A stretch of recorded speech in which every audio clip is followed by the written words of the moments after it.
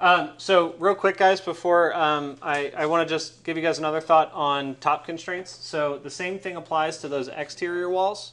The top constraints need to be changed. So I'm going to select all these exterior walls, not that one.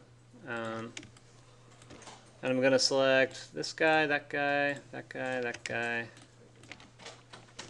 that guy, and that guy. All right, so those are all my exterior walls on the back side. And if you look at the plans, I'm going to go to the section view. Not that one.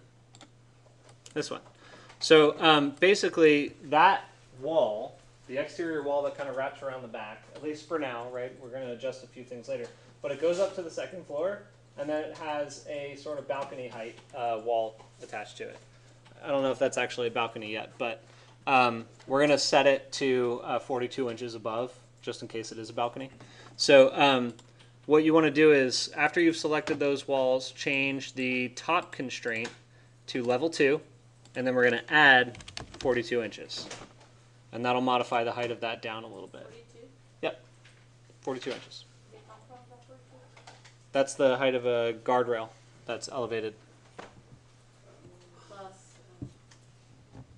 Well, I mean, I'll show you, but I'm not going to put it in this video. But the height of a guardrail it has to be a minimum of 42 inches if you're above like a few feet. Okay. Yeah.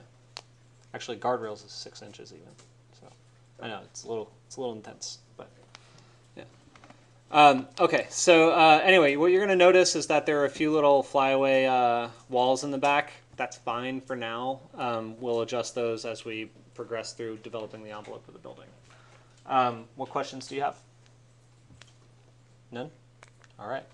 Yes? What was the command to attach the walls to the roof? You have to select a wall, like this one, and then go to Attach Top Base at the top. It's under the Modified panel. Thanks, Kevin. Yep.